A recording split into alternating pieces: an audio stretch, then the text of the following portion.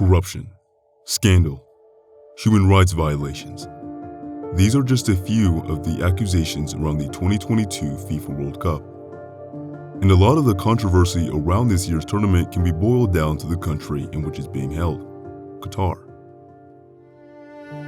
But this isn't the first time FIFA has come into question. The events they put on cost hundreds of billions of dollars, with this year's World Cup costing more than $220 billion. Where does this money come from?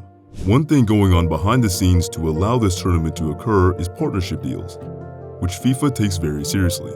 They partner with a variety of well-known brands such as Adidas, Visa, Coca-Cola, and, as we'll be talking about in this video, Kia.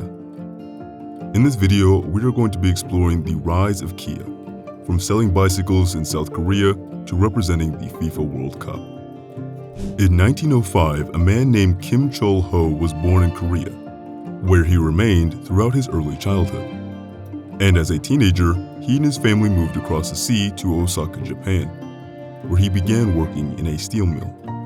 Not long after this move, Kim decided to start his own business, making nuts and bolts for bikes. This occupied him for around a decade before, in 1944, he moved back to Korea. All the experience he'd gained working on bicycles allowed him to found Kyoungsung Precision Industry, a manufacturing company focused on bicycle parts. In 1945, they built their first factory just outside of Seoul and simplified their name to Kia. The name Kia was inspired from Chinese Korean characters, with Ki meaning to rise and A referring to Asia. This was literally translated as to rise out of Asia. With this name choice, it's clear that Kim had a growth plan that involved a global presence.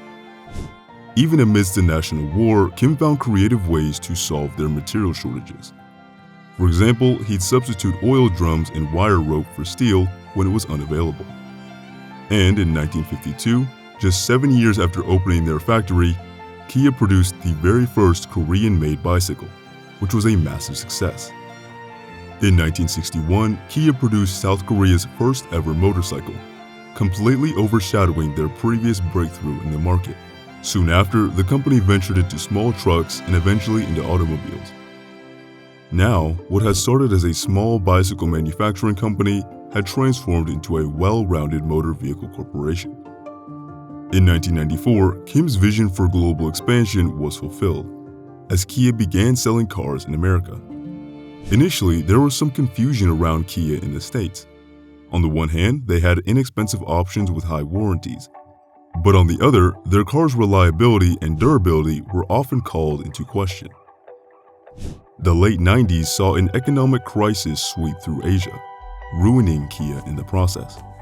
They were no longer able to financially sustain themselves and would have had to go under if they weren't given help.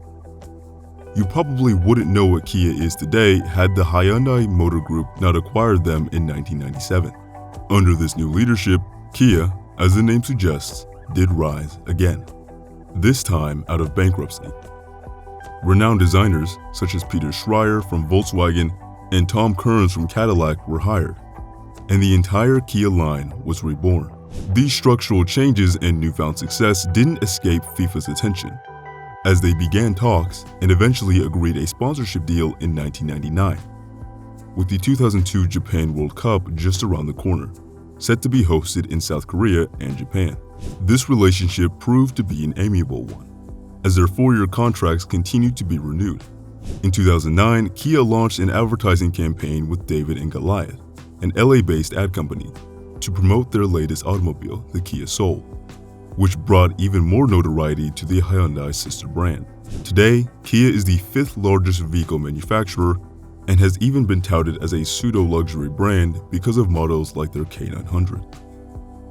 They produce over 1.4 million vehicles a year, servicing 172 countries from their 14 manufacturing facilities. The corporation employs over 40,000 people, generating over $40 billion a year. And they continue to work in partnership with FIFA in sponsoring the World Cup. Speaking on their new partnership, Chung Mong-koo, a former Hyundai CEO, said, "We are confident that this renewal will further enhance our business values and the vision that football can act as a driving force to make a better world." Kia serves as the official provider of ground transportation for the Qatar 2022 FIFA World Cup and is one of only 7 companies partnered with this historic competition. They've also launched global brand campaigns, social media campaigns, community causes, and locked in an estimated $280 million, all to help grow the beautiful game. And it's funny to think how it all started with the vision of one man. A man who I think, and I'm sure you'd agree, changed the world of car manufacturing. But that's just my take. Let me know what you think in the comments below, and also what brand you'd like to see covered next.